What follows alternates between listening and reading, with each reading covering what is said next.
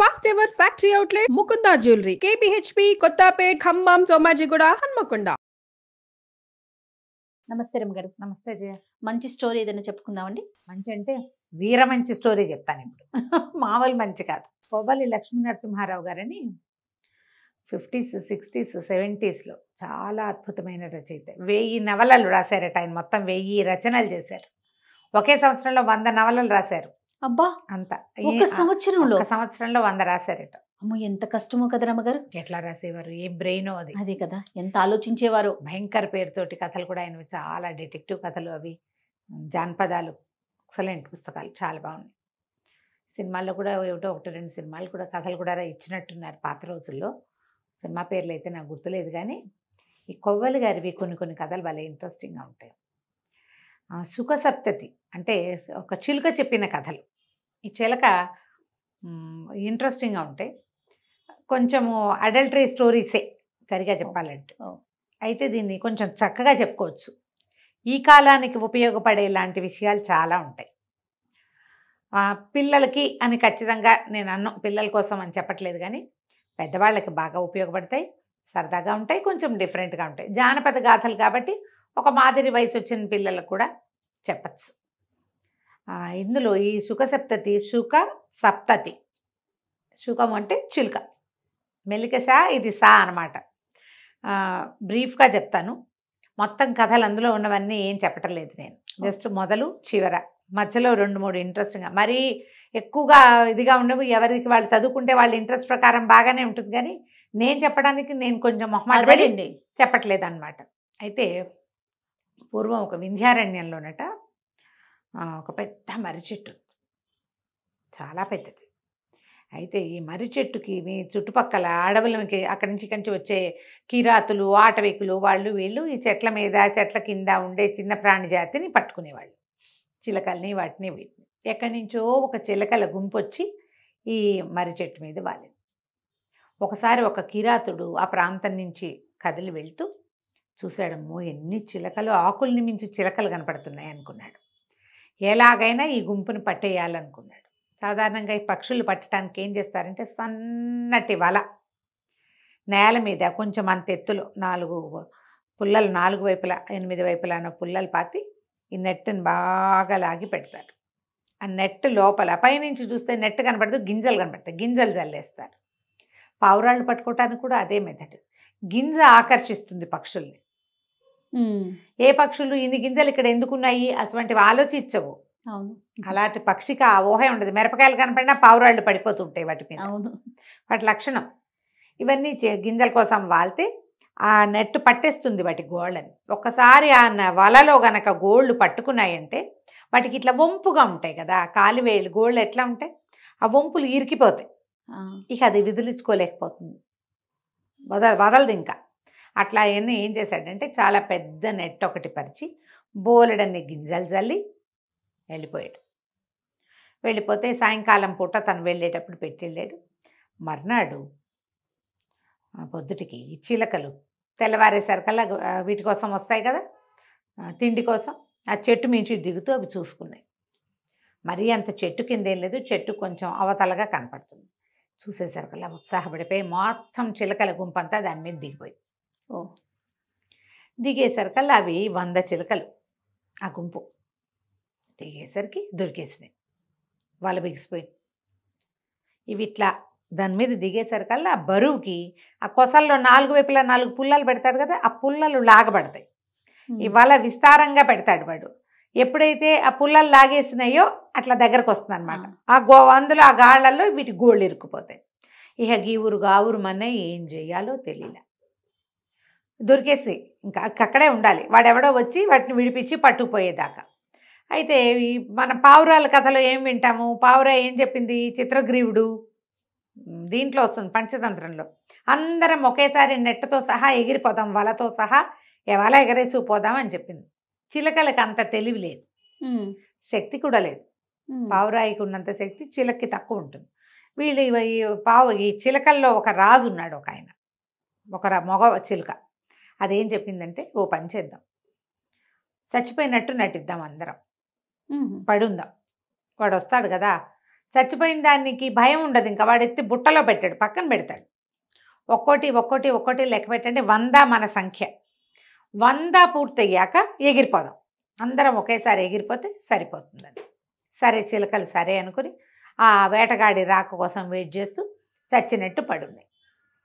అన్ని శ్వాస బిగించేసినాయి వాడి దగ్గరికి రాగానే. చిలక గుండె కొట్టుకోటల్లా.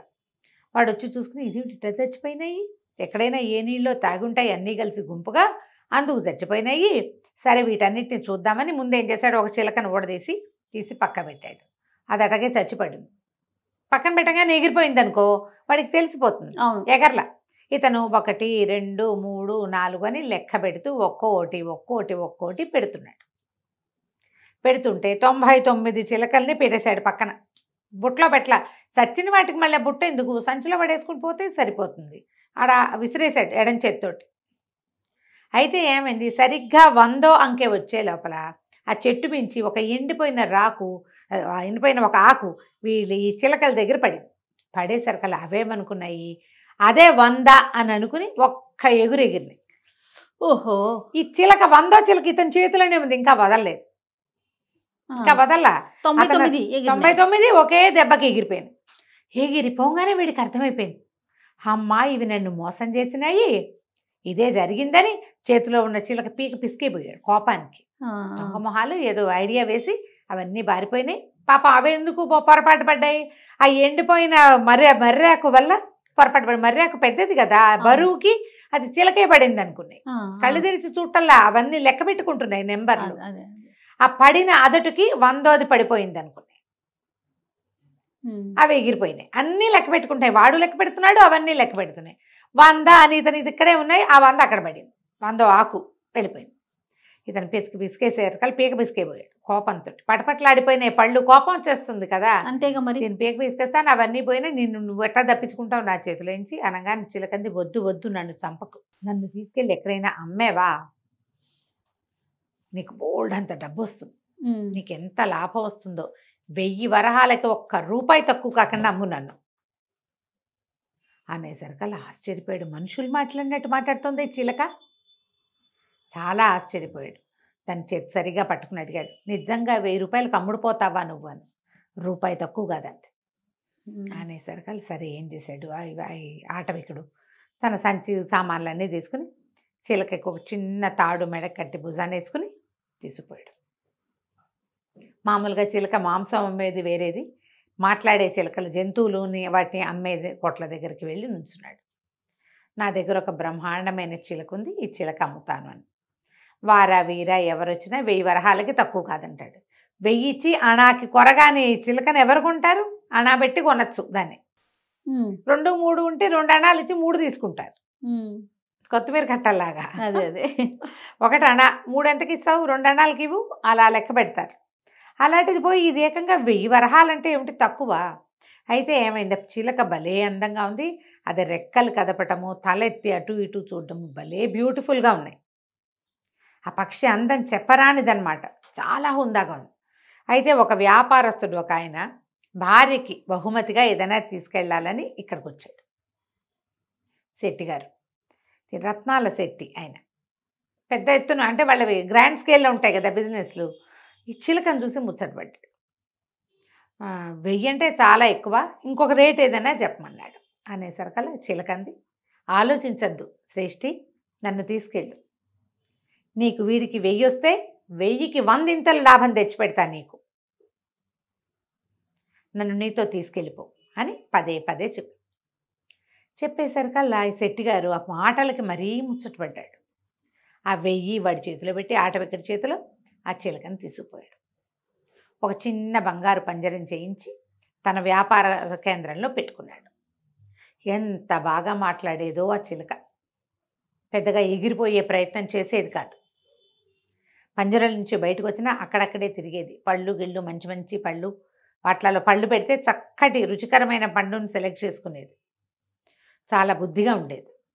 ఇక ఎన్ని రకాల బేరాలు చేసేదో, వచ్చిన వాళ్ళ వ్యాపారపు బేరాలు, ఇంకో 10 ఎక్కువ ఇవ్వండి, ఇది మీరు నష్టపోరు అని చెప్పటం. శెట్టి గారి బదులు మొత్తం బేరం అంతా చిలకే చేసేది. విచిత్రమైన కథలు చెప్పేది. అది రెక్కలు విప్పి నడుస్తుంటే ఏదో ఒక మహారాజు నడుస్తున్నట్టుగా ఉండేది, చాలా డిఫరెంట్గా ఉండేది. అయితే ఏమైంది, సరే ఆ చిలకతోటి చాలా కాలక్షేపం చేసేవాడు ఆయన.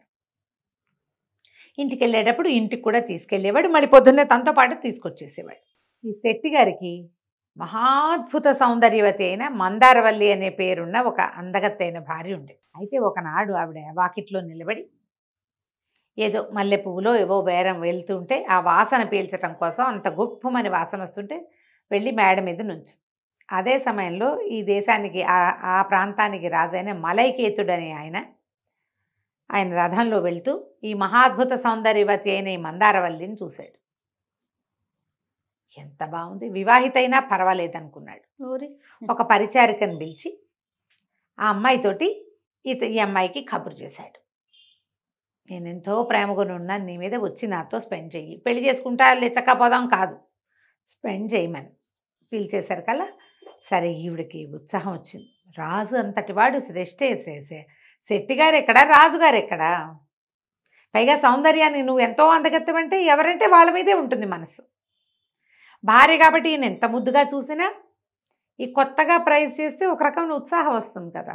ఈవిడ కూడా కొద్దిగా ఉత్సాహపడింది, కానీ భర్త ఊళ్ళోనే ఉన్నాడని మాట్లాడకుండా ఊరుకుంది. రాజుగారు ఏం చేశాడు, ఒక రత్నాల వ్యాపారస్తుని ఈయన్ని పిలిచి, ఈ రత్నశెట్టి గారిని పిలిచి, నాకు వజ్రాలు కావాలి, కొత్త కిరీటం చేయించుకుంటాను, మన దగ్గర ఉన్నవేవీ కాదు, నువ్వు బయట నుంచి పట్టుకురమ్మని ఆయన ఊళ్ళో లేకుండా పంపించేసి ఈ అమ్మాయికి కబుర్ చేశాడు. నీ భర్త ఊళ్ళో లేడు కాబట్టి వచ్చి నన్ను కలవమని. ఆయన ఇక్కడికి రాల, ఈవిడ్నే అంతఃపురానికి రమ్మన్నాడు. సరే ఏం చేసింది, భర్త వెళ్ళిపోయిన రోజు రాత్రో మరుసటి రోజు రాత్రో చక్కగా సర్వాలంకార భూషితురాలయ్యి పల్లకి ఎక్కి వెళ్ళడానికి తయారైంది. ఈయన ఏం చేశాడు, రత్నాల శ్రేష్ఠి తను ఊరెళ్తూ, ఆయన వెళ్ళింది ఎక్కడ, దేశాంతరం, సముద్రం మీద వెళ్ళాలి. ఈ పక్షులు అవి కొత్త ప్లేస్ని తట్టుకోలేవు. అందుకని ఆయన ఏం చేశాడు, తన వ్యాపార కేంద్రంలో ఉండే చిలకని తెచ్చి ఇక్కడ పెట్టాడు ఇంట్లో. చిలకని జాగ్రత్తగా చూసుకోమని పని వాళ్ళకి అప్పచెప్పాడు, పెళ్ళానికి అప్పచెప్పాడు.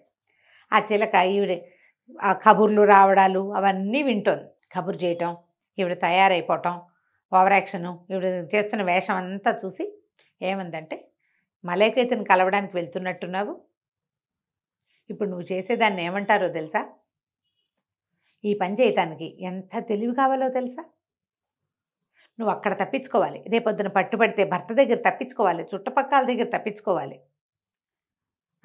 ఇలాంటి పనులు చేయాలంటే చాలా తెలివితేటలు కావాలి, నీకున్నాయా, ఎంత కావాలంటావు అని అడిగింది మందారవల్లి. నీకు ఒక కథ చెప్తా, ఆ కథ విని అలాంటి తెలివి నీకుంటే నువ్వు వెళ్దువు, కానీ నువ్వు ఆ తెలివి లేదనుకో నువ్వు వెళ్ళకూడదు, పట్టుపడిపోతావు. అప్పుడేమవుతుంది, నువ్వు రాజుకి చెడతావు, శెట్టికి చెడతావు. ఇంత సౌందర్యవతి, నువ్వు చెడకూడదు, సరిగ్గా ఉండాలి. నువ్వు అక్కడికి వెళ్తానే నాకేం అభ్యంతరం లేదు, కానీ తెలివి ఉందో లేదో చూసుకో, నీ తెలివి సంగతి నాకు తెలియదు అన్నది. అనగానే సరే ఈ మందారవల్లి ఏం చేసింది, అలంకారం చేసుకుంది, కానీ ఏది కథ చెప్పు వింటాను అని గబగబా వచ్చి కూర్చుంది. ఇక చిలక రోజు రాత్రి ఓ కథ చొప్పుని చెప్పింది ఈ అమ్మాయికి. ప్రతిరోజు ఈవిడ తయారవుతుంది, పగటిపూట వెళ్ళకూడదు, ఇది చేసేది వెధవ పని, నలుగురికి తెలిసిపోతుంది, చీకటి పడ్డాక వెళ్ళాలి. చీకటి పడి ఆవిడ అందంగా అలంకారం చేసుకుంటే సెంట్లు గింట్లు కొట్టుకుని పువ్వులు గివ్వులు పెట్టుకుని తయారవుతుంది. తయారవగానే చిలక స్టార్ట్ ఓ కొత్త కథ చెప్తుంది. ఎన్ని కథలో చెప్పింది. ఈ చిలుక చెప్పిన కథలు కొన్ని చాలా ప్రత్యేకంగా ఉంటాయి, కొన్ని కొంచెం సుమారైన కథలు. ఇందులో బాగున్న 2-3 కథల్ని మనం నిదానంగా చెప్పుకుందాం. తప్పకుండా అండి. ఆ చిలుక చాలా కథలు చెప్పిందమ్మా. అందులో పద్మిని శశికుమార వృత్తాంతం బాగుంటుంది, కొంచెం ఎక్కువ లెంగ్దీ కథ, ఒక రవ్వ ఇంట్రెస్టింగ్గా ఉంటుంది, తొందరగా అయిపోదు, బాగుంటుంది. ఓకే, అందుకని అది చెప్దాం. చెప్తానికి బాగుంటుంది, మేము వినటానికి బాగుంటుంది, అంతేనండి. అంతే. పూర్వం కాశ్మీర్ దేశంలో మందారవల్లి శెట్టి గారి భార్య, ఆమె మలైకేతు అని ఆ రాజ్యపు రాజుగారి దగ్గరికి వెళ్ళడానికి బయలుదేరితే చిలుక ఆమెను ఆపి, నీకు చాలా తెలివితేటలు కావాలి ఇలాంటి పనులు చేయటానికి, దొంగ పని చేయడానికి తెలివి ఎక్కువ కావాలి, నీకు అలాంటి తెలివి ఉందా లేదా తెలుసుకో, ముందు ఒక కథ చెప్తాను, ఆ కథ విని ఆ కథలో నేను చెప్పిన ఆడవాళ్ళ విషయం చెప్తా కదా, వాళ్ళు ఎట్లా చేశారు, అలాంటి తెలివితేటలుండి దీన్ని కప్పిపుచ్చగలవు, నీ భర్తకు తెలియకుండా, లోకానికి తెలియకుండా, ఏ ఇబ్బంది రాకుండా, రాజుకు చెడ్డ పేరు రాకుండా చేయగలవేమో చూసుకుని చెయ్యి, దొంగ పని అయినా కూడా అని చెప్పి రకరకాల కథలు చెప్పింది. అన్ని రకరకాల కథల నుంచి 1-2 కథలు సెలెక్ట్ చేసుకుని చెప్పుకుందాం మనం. ఓకే. ఎందుకంటే ఈ ప్రసంగవశాత్తు ఒక కథ చెప్పేయకుండా నేను సుఖసప్తతిని చెప్తూనే ఇది చెప్పాలనుకున్నాను అనమాట. పద్మిని శశికుమారుల కథ. పూర్వము కాశ్మీర్ నగరానికి కాశ్మీర్ రాజ్యంలో అవంతి అని ఒక నగరం ఉండేది. శుభకరుడు అని ఒక రాజుగారు ఉండేవాడు. ఆయనకి సుబుద్ధి అని ఒక మంత్రి కూడా.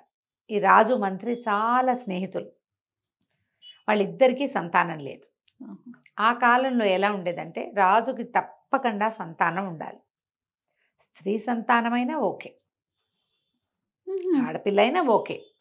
ఆ అమ్మాయిదే రాజ్యం. ఆ అమ్మాయి భర్త చూస్తాడు, ఆ కొడుకు మళ్ళీ రాజు అవుతాడు. అలా ఉండేది. సంతానం లేని రాజుకు చాలా కష్టంగా ఉండేది.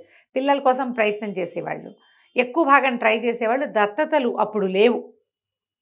ఏం చేసేవాళ్ళు, వీళ్ళే తపస్సులు, దేవాలయాలకు వెళ్ళి యజ్ఞాలు చేసి హోమాలు చేసి ఒక్క పిల్లాడైనా పుట్టించుకునేందుకు ప్రయత్నం చేసేవాళ్ళు. మన IVF లాగా మనం ఇప్పుడు చేస్తున్నాం కదా, అలాగే మన ఆస్తి మన డైనాసిటీ పోకూడదని ప్రజలు కూడా రాజు యొక్క రక్తం, ఆ రాజవంశాన్ని గౌరవించే కాలం అది. ఆ వంశంలో పుట్టిన వాళ్ళే కావాలి అని. అయితే ఎంతకాలమో వీళ్ళకి పిల్లలు కలగల. ఈయన ఏమనుకున్నాడంటే నేను తపస్సు చేసుకుంటాను, తీర్థయాత్రలు చేస్తానని ఎన్నో తీర్థయాత్రలు చేశాడు. ఎన్ని చోట్ల జపాలు చేశాడు. ఏదేదో ఎక్కడా ఆయన కోరిక తీరుతుందన్న ఆశ ఆయనకి కలగల. తిరిగి వచ్చేస్తూ ఉంటే ఒక పెద్ద అడవిలో ఒక పురాతన విశాలమైన కాళికాలయం కనపడింది. కాళీ ఆలయంలోకి ప్రవేశించాడు. పెద్ద మంచి భీకరాకారంతో బ్రహ్మాండమైన విగ్రహం. అమ్మ చాలా అద్భుతంగా ఉంది. ఈయన ఏమన్నాడంటే ఆమెను చూసి, అమ్మ సంతానం లేని జీవితం ఎందుకు, నా రాజ్యం ఏదైతే అది అయిపోను గాక, మెడ తరిగి నన్ను నేను నీకు ఇచ్చేసుకుంటా, ఈ కోరిక తీరని దాంతో నేను మళ్ళీ నగర ప్రవేశం చెయ్యను అని చెప్పి ఒక అమ్మవారికి చేతిలో ఖడ్గాలు చంద్రహాసం ఒకటి పెట్టుంటుంది, ఆమెకు బలి ఇవ్వడానికి ఉండే కదా, ఆ కత్తితోటి మెడ నరుక్కుపోయాడు. దాంతో కాళికాదేవి ప్రత్యక్షమైంది. అంత పని చేయొద్దు, నీకు జగద్విఖ్యాతిని పొందే పిల్లల సంతానం ఉంది నీ జాతకంలో, మరి ఒక మామిడి పండిస్తాను, నీ భార్యకి నీ మంత్రి భార్యకి చెరిసగము ఇవ్వు, మీ ఇద్దరికీ సంతానం కావాలని కోరుకుంటున్నావు కాబట్టి మీ ఇద్దరికీ పిల్లలు పుడతారు, వాళ్ళే భవిష్యత్తులో కాశ్మీర్ రాజ్యాన్ని అధిష్టిస్తారు కూడా అని చెప్పి మామిడి పండించింది అమ్మవారు. ఓకే. ఈయన చాలా సంతోషంతో కాళికాదేవి వరప్రసాదంగా సంతానం కలుగుతుందని మామిడి పండు పుచ్చుకుని వచ్చాడు.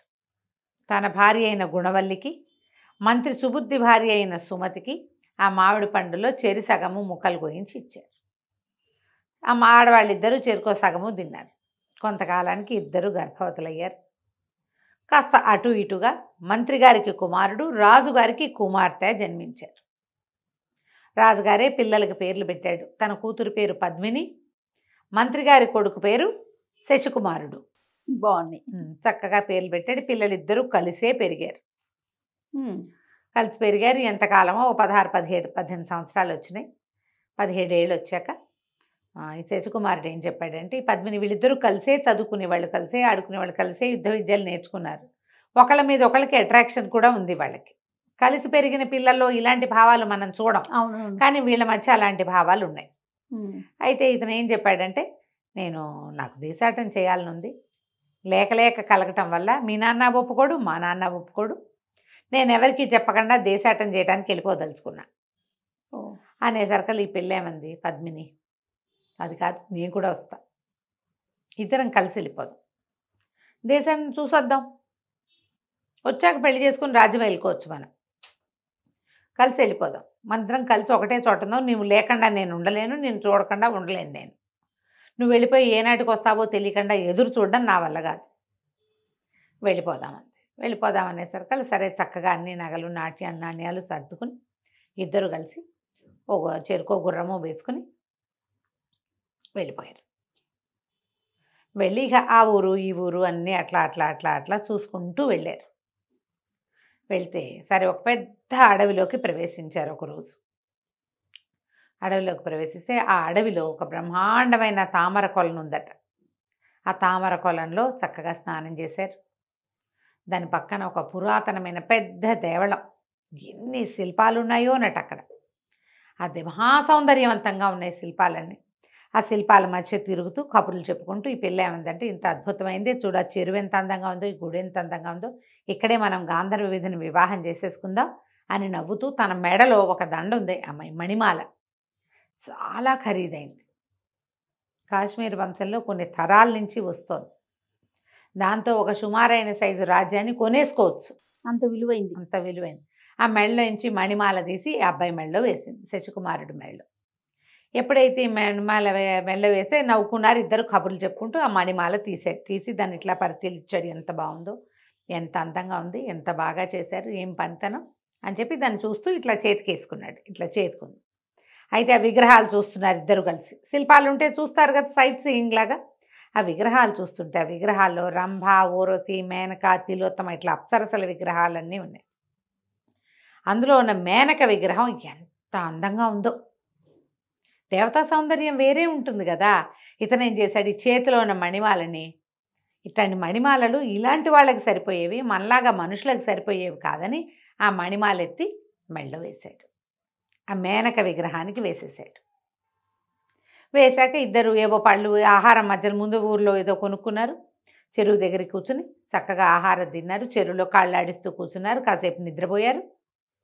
ఇంకా లేచి వెళ్ళిపోదామని బయలుదేరేశారు. గుర్రాలు ఎక్కారు. గుర్రాలు ఎక్కి ఈ అడవిలో నుంచి బయటికి వెళ్ళిపోయారు. దానికి దగ్గరలో ఒక నగరం ఉంది ఆ అడవికి దగ్గర. ఆ నగరం తాలూకు మొగదల్లోనే పెద్ద శ్మశానం ఉంది. అందాక వెళ్ళారు. వెళ్ళేసరికి ఆ శ్మశానపు వాకిట్లో ఒక ముసలమ్మ తెగ ఏడు చేస్తోంది. అందంగా ఉంది, బొళ్ళు నగలేసుకుంది. ఇటు దగ్గరికి వెళ్ళారు. వెళ్ళేసరికల్లా ఈ పిల్లని చూసేసరికల్లా ఆవిడ, అమ్మ వచ్చావా అని చేతులు పుచ్చుకుంది. ఎవరమ్మా, ఎందుకు ఏడుస్తున్నావు, ఎందుకవ్వా ఇక్కడ నుంచి ఎందుకు ఏడుస్తున్నావని అడిగారు. అడిగితే, అయ్యా నేను అది ఆ అమృతవాహిని, ఆ నగరం పేరు. అమృతవాహిని నగరంలో చాలా పేరుగొన్న గణికని నేను, నళిని నా పేరు.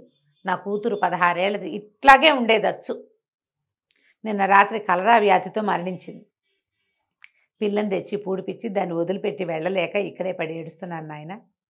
నాకు ఇక పిల్లలు లేరు, లేక కలిగింది. ఇప్పుడు ముసలిది, చచ్చిపోయిన పిల్ల 16 ఏళ్ళు అని తెగ ఏడ్చి మా అమ్మ, మా తల్లి అచ్చు మా అమ్మాయి వెళ్ళేనే ఉన్నావు, మాతో ఉండు, నాతో ఉండండి, మీ ఇద్దరు మా ఇంట్లో ఉండండి అని తెగ బతిమలాడింది. సరే వీళ్ళు కూడా ఈ దేశం చూద్దాం అనుకున్నారుగా. ఒక కాపుకి ఒక ఇల్లు ఉందనుకో, ఆ ఇంట్లో ఉండి అన్నీ చూసుకోవచ్చు. ముసలమ్మ ఏడుస్తుంటే చిన్నపిల్లలు కదా వీళ్ళు, అందుకని ఏం చేశారు, ఈ ఆవిడతోటి వెళ్ళడానికి ఒప్పుకున్నారు. ఆవిడ బండి ఎవరినో కేకేసి ఆ బండి ఎక్కింది. వీళ్ళు గుర్రాల మీద వాళ్ళ ఇంటికి వెళ్ళిపోయారు.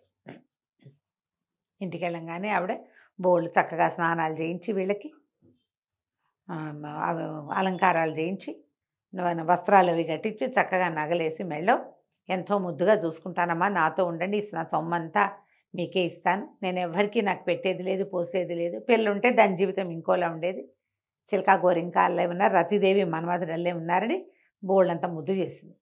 ఎప్పుడైతే ఈ మెళ్ళో నగలు ధరింపజేసిందో అప్పుడు ఈ శశికుమారుడికి గుర్తొచ్చింది. తను ఏం చేశాడు, మణిమాలని తీసి మేనక మెళ్ళో వేసేసాడు. అక్కడి నుంచి అన్నాడు, అయ్యో మణిమాలను వదిలేశాను, మరి తీసుకొస్తాను వెళ్ళి అనేసరికల్ ఆవిడ ఒప్పుకోలే. ముసలమ్మ, ఎందుకు, మనకి లేవా పోవా, వదిలేసి ఎవడో అదృష్టవంతుడికి దొరుకుతుంది అనేసరికల్ అట్లా వదలలేను, ఈ అమ్మాయి నా మెళ్ళో వేసింది, పైగా అది కాశ్మీర వంశపు గుర్తు, దాన్ని నేను వదిలిపెట్టలేనని, ఈ గుర్రం మీద ఎంతలోకి వెళ్ళొస్తాను నేను, నువ్వు రెస్ట్ తీసుకో, నేను ఇప్పుడే వెళ్ళొస్తా పద్మిని అని చెప్పి బయలుదేరి వెళ్ళిపోయాడు. గుర్రం వేసుకుని వెళ్ళాడు. శశికుమారుడు గుర్రం మీద మళ్ళీ వెనక్కి వెళ్ళాడు. ఏమిటి, మేనక మెడలో వేసిన మణిమాలని తెచ్చుకోవటం కోసం. సరే వెనక్కి వెళ్ళేసరికల్లా ఏమైంది, వెళ్ళిపోయాడు. దీని దాకా ఈవిడ వద్దు అంటూనే ఉంది ముసలావిడే, మన ఇంట్లో లేనివా నాయన, ఎందుకు వద్దని ఒక వేశ్యాంగన, ఒక ముసలావిడే వేసి మాత వీళ్ళని అట్టు పెట్టుకుంది కదా తమ ఇంట్లో. ఎంత చెప్పినా వినలేదు, గుర్రం ఎక్కి వెళ్ళిపోయాడు. వెళ్ళిన తర్వాత ఆ పురాతన దేవాలయం దగ్గరికి వెళ్ళి, అమృతవాహిని నగరానికి దగ్గరలో ఉంది అది, ఆ పట్టణానికి దగ్గరలో వెళ్ళి ఏం చేశాడు, ఆ మేనక మెడలో ఉన్నటువంటి ఆ దండ తీసుకున్నాడు. అది ఎట్లా చేశాడు, దగ్గరికి వెళ్ళి ఇట్లా తీసుకోకుండా గుర్రం మీద నుంచే అట్లా దాన్ని ఆ విగ్రహం దగ్గరికి వెళ్ళి కత్తితోటి దాన్ని ఇలా లేవదీసి, ఎలా లేవదీశాడో అలాగే ఇట్లా మెడలో వేసుకున్నాడు. అది పెద్ద మణిమాల. అయితే ఏమైంది, వీడు దురదృష్టం, ఆ మణిమాల ఆ పైన మేనక మెడలో ఉన్నప్పుడు అది బయట అబండన్గా బయట ఉన్న విగ్రహాలు అవన్నీ లోపల ఉన్నదేం కాదు, ఒక సన్నటి పొడుగాటి పాము పిల్ల విషం కలిగింది. ఓ. ఆ మణిమాలని చుట్టుకొని ఉంది. వీడు తనే చేత్తోటి ఇట్లా తీస్తే పాము కనపడును. ఏం చేశాడు, దూరం నుంచి కత్తితో తీసాడు కదా, అది కాస్త మెడలోకి వెళ్ళంగానే ఆ పాము ఏం చేసింది, కరిచేసింది. పాము కాటందుకున్న మరుక్షణము గిలగిల్లాడిపోయాడు. గుర్రం మీద ఉన్నవాడు గుర్రం మీద ఉన్నట్టే వాలిపోయాడు. గుర్రానికి అర్థమైంది పైన ఏదో జరిగింది, కానీ దానికి ఏం చేయాలో తెలియలే. సరే అంతకుముందే దాన్ని రెడీగా ఊరు వైపుకి తిప్పాడు. అది అలా నడుచుకుంటూ పోయింది. ఆ పాము కరిచిన కాటుకి ఈ శశికుమారుడు కాస్త చనిపోయాడు. ఆ గుర్రం మీదే పడి ఉండిపోయాడు. ఆ పాము పిల్ల ఎక్కడికి వెళ్ళాల, ఆ మెళ్ళలో ఆ దండకు చుట్టుకున్నదిగా మెళ్ళలోనే ఉండిపోయింది. సరే అక్కడి నుంచి ఏం చేసింది, గుర్రం ఊళ్ళోకి వచ్చింది. దానికి తెలుసు ఊళ్ళోకి వచ్చింది. ఇంచుమించుగా వీళ్ళ సందులోకి కూడా వచ్చేసింది. ఎక్కడైతే వీళ్ళు ఇంతకుముందు విడిచి చేస్తున్నారో ఆ సందులోకి వచ్చేసింది, కానీ కరెక్ట్గా వాళ్ళ గేటుని దాన్ని గుర్తుపట్టలేకపోయింది. గుర్తుపట్టలేక అటు ఇటు ఎగురుతుంది. ఆ ఇంటికి ఏంటంటే 2 తలుపులు ఉన్నాయి. అక్కడ ఆ లైన్ అంతా అదంతా ఒక వేసేవాటిక చాలా పెద్ద లైను. ఆ లైన్ నిండా ఇలాంటివే బేడలు, 2 గేట్లు అన్ని ఒకేలాగా ఉన్నాయి. ఆ గుర్రము ఆ పైన తన పైన ఉన్నవాడు స్పృహలో లేడన్న ఇది దానికి తెలిసింది. తోలబట్టల్లా అది జనరల్గా గుర్తుపడతాయి, కానీ దానికి గాభరా వచ్చింది. వీడికి ఏదో అయిపోయిందని తెలిసింది. దానికి ఇంచుమించుగా మృతప్రాయుడుగా ఉన్నాడు. అది కథం తొక్కుతూ అక్కడక్కడక్కడక్కడక్కడే తిరుగుతుంది. అయితే అది ఒక మేడ దగ్గర నిలబడింది. ఆ మేడ మీద ఆ మేడ వేశ్యాంగన తాలూకు ఇల్లు. ఆవిడకి ఒక 18-19 సంవత్సరాలు 20 సంవత్సరాలు ఉన్న కూతురుంది, మంజుబాణని. ఆ అమ్మాయికి మంచి నాట్యంలో ప్రవేశం ఉంది, సంగీతం అద్భుతంగా పడుతుంది, మహాద్భుత సౌందర్యవతి. ఆ పైనుంచి చూస్తుంటే ఈ చక్కగా మంచి రూపురేఖలతో ఉన్న కుర్రాడు ఒకడు గుర్రం మీద పడి ఉన్నాడని కనపడింది. ఎంత బాగున్నాడో అని అతని వైపే చూస్తోంది. చూస్తుంటే వాడేం తన వైపు చూడటల్లా, చూస్తోంది. గుర్రం అటు ఇటు వెళ్తుంది, మళ్ళీ వచ్చి ఇక్కడ నుంచి ఉంటుంది. ఒక ఊహ వచ్చింది, నా కోసమే వచ్చాడా అనిపించింది ఆ అమ్మాయికి. గబగబా దిగేసింది. వాళ్ళు ఏంటంటే వాకిట్లో కూర్చొని మగవాళ్ళని పిలుస్తారు పాపం, ఇంకా వాళ్ళ జీవితం అది. దిగింది. దిగేసరికి వాళ్ళ దగ్గరికి వెళ్ళి చూస్తే ఎంత పండులా ఉన్నాడో. ఓ 16-17 ఏళ్ల కుర్రాడు, మీసాలు వచ్చినాయి, కొంచెం బలంగా కనపడుతున్నాడు. గుర్రం బ్రహ్మాండంగా ఉంది. వీడి మీద ఒంటి మీద బట్టలు కూడా రాజోచితమైన బట్టలు ఉన్నాయి. అక్కడి నుంచి ఆ గుర్రం గొలుసు తాడు పట్టుకుని కళ్ళే ఉంటుందిగా, అది పట్టుకుని తమ ఇంటి వైపుకి లాక్కొస్తే అది మాట్లాడకుండా వచ్చేసింది. రాగానే కేకలు పెట్టింది, ఒరే రెండ్రా రెండ్రా దింపండ్రా. వాళ్ళు వీళ్ళు పని వాళ్ళు వచ్చి ఆ అబ్బాయిని దింపారు. ఈ అమ్మాయి ఏమనుకుంది, వీడు ఏదో మాదక ద్రవ్యం తీసుకున్నాడు, లోపల తీసుకెళ్ళి పడిపోయి ఉన్నాడు, ఇతను అర్థం కాల. తీరా లోపలికి వెళ్ళేసరికల్లా వాళ్ళకి అర్థమైంది బతికి లేడని చెప్పారు పనివాడు. ఆ అమ్మాయి గోలు గోలుమని ఏడ్చే శోకాలు పెట్టేసేసింది. అయ్యో క్షణంలో లవ్ ఎట్ ఫస్ట్ సైట్, ప్రేమించేశాను, అయ్యో నా ప్రాణప్రియుడు వీడు కాస్త చచ్చిపోయాడు, ఇప్పుడు నేనేం చేతనే అమ్మ అని శోకాలు పెడితే వాళ్ళ అమ్మ వచ్చి చూస్తే అబ్బాయి బాగున్నాడు. మెడలో బ్రహ్మాండమైన మణిమాల ఉంది, చిన్న వస్తువులు కూడా ఏవో ఉన్నాయి, దండకడిగాలు అవి ఉన్నాయి, కానీ చచ్చేలాగా ఉన్నాడు. చచ్చిపోయాడు. వీళ్ళకి అర్థకాల పల్స్ అయితే అందరల్లా. అక్కడి నుంచి ఏం చేశారు, వైద్యుడిని పిలుచుకురా అని అమ్మాయి ఏడ్చేటి శోకాలు పెట్టింది. నా ప్రాణాలన్నీ వీడి మీదే పెట్టుకున్నా, క్షణంలో నా మనసు ఇచ్చేసాను, ఇటు అయిపోయాడు, మత్తులో ఉన్నాడు అనుకున్నాను, మరణించినట్టుగా కనపడుతున్నాడని కేకలు పెట్టేసరికి ఈవిడ వాళ్ళ అమ్మ ఏం చేసింది, ఒక వైద్యుడిని పిలవనంపింది. ఆ వైద్యుడు వచ్చి చూసేసరికి వాళ్ళు ఒళ్ళంతా పరీక్షించేసరికి అప్పుడు అతనికి ఈ మణిమాలకి ఈ ప్రాంతంలో ఒక చిన్నటి సన్నగా ఇంత పొడుగ్గా పురికోసలాగా ఉన్న పాము చుట్టుకుని నిద్రపోతుంది. అది కాటేసి మళ్ళీ పడుకుంది. అప్పుడు ఆయన ఏం చేశాడు, చెప్పాడు, ఇతను చచ్చిపోయాడు, ఇంచుమించుగా విషం దిగి ఇట్లా ఉన్నాడు, ఒక పని చేద్దామని. ఇతను ఒట్టి వైద్యుడు కాదు, ఇతనికి మంత్రం కూడా వచ్చు, గారుడ మంత్రం ఏది. ఆ మంత్రంతో ఆ పాము పిల్లని నిద్రలేపి అది ఎక్కడ కరిచిందో అక్కడే దాని కూరలు పెట్టించి విషం లాగిచ్చాడు వెనక్కి. విషం లాగిచ్చేసి ఆ పామును కాస్త చంపించేసి వీడికి మెల్లిగా హార్ట్ బీట్ మొదలైంది. ఇతను ఏం చేశాడు, ఇక ఈ విషం ఎక్కిన వాళ్ళు ఒక రకంగా అలిసిపోతారు. అతనికి చేయవలసిన ప్రతిక్రియలన్నీ చేసి ఔషధాలు ఇచ్చి అమ్మాయి ఒక పూటంతా రెస్ట్ తీసుకొని రేపటికి లేస్తాడు, ఏం పర్వాలేదు, ఇంకా బతుకున్నట్టే, భయం లేదు, మామూలు జీవక్రియలన్నీ నార్మల్గా ఉన్నాయి అని చెప్పేశారు కదా. ఈ అమ్మాయి సంతోషంగా అతనికి ఇచ్చిన మందు వైద్యం అతనికి మందప్ప చెప్పి మందు వేసేసి ఇక దగ్గరుండి విసరటము గంధం రాయటము దగ్గరే ఉండి చూసుకుంది, సేవలు చేసింది. సేవలు చేసింది. ఒక రోజు గడిచేసరికి నిద్ర లేచాడు. లేచి తెల్లబోయాడు. ఎక్కడున్నాను నేను అన్నాడు. అనేసరికల్లా ఈ అమ్మాయి బాగా ఆనందంతో కావలించుకొని, నిన్ను పాము గరిచింది తెలుసా, నీ మణిమాలకు చుట్టుకుని ఉంది, నేనే నిన్ను బతికించుకున్నాను, నా కోసమే బతికించుకున్నానని ఇక అక్కడి నుంచి గబగబా స్నానం చేయించింది, రకరకాల బట్టలు తెచ్చి కట్టించింది, బొళ్ళని స్వీట్లు పెట్టింది, హాట్లు పెట్టింది, కూల్ డ్రింకులు తాగిచ్చింది. ఇన్ని రకాలు అయ్యేసరికి వాడికి ఆ ఇల్లు వదిలిపెట్టి వెళ్ళాల. తను ఎక్కడున్నా అంటే అమృతవాహినిలోనే ఉన్నాడు తెలిసింది. కానీ ఆ అమ్మాయితో ఉండటం మొదలుపెట్టాడు. ఈ అమ్మాయి ఒక 19-20 ఏళ్ళది, వీడు ఒక 17 ఏళ్ళ వాడు. ఆ అమ్మాయికి ఇలాంటి వ్యవహారాలు అందవేసిన చెయ్యి, దానికి 4 తెలుసు. వీడు కుర్రాడు. ఇక ఆ అమ్మాయికి లొంగిపోయాడు. నిజానికి ఇది ఎక్కడ జరిగింది సందు ఈ వ్యవహారం? ఏ లైన్లో అయితే ఆ అమ్మాయి పద్మిని ఉన్నదో అదే లైన్లో కొన్ని ఇళ్ల తర్వాత అక్కడే ఉండి కూడా ఇంకా పద్మిని మాట ఎత్తనివల ఆ అమ్మాయి అసలు క్షణం ఊపిరి సలపనివల వాడికి. ఆ అమ్మాయితోటే ఉండటం మొదలుపెట్టాడు. ఓ 4 రోజులు 3 రోజులు ఉండి మోజు తీరిపోయాక వెళ్ళిపోతాడు అనుకుంది వాళ్ళమ్మ. మనవాడు గదల్లా లబో దివో ఆవిడ. ఇంతలో ఎప్పుడైతే ఇతను సాయంకాలం అయినా తిరిగి రాలేదో ఆ పద్మిని ఏడవటం మొదలుపెట్టింది. సాయంత్రం అయింది, రేపైంది, 3వ రోజైంది, రాడే. తెగేరు చేసి ఆ పిల్ల నేను చచ్చిపోతానో, ఏమైపోయాడో, ఏదైనా అయిపోయి ఉంటాడు, ఎవరైనా ఎత్తుకుపోయారా, యాక్సిడెంట్లు అయినా ఆయన ఊహిస్తారు. అవును. 2 గంటలో వెళ్ళి గంటలో రావాల్సింది 3 రోజులు 4 రోజులు పట్టింది.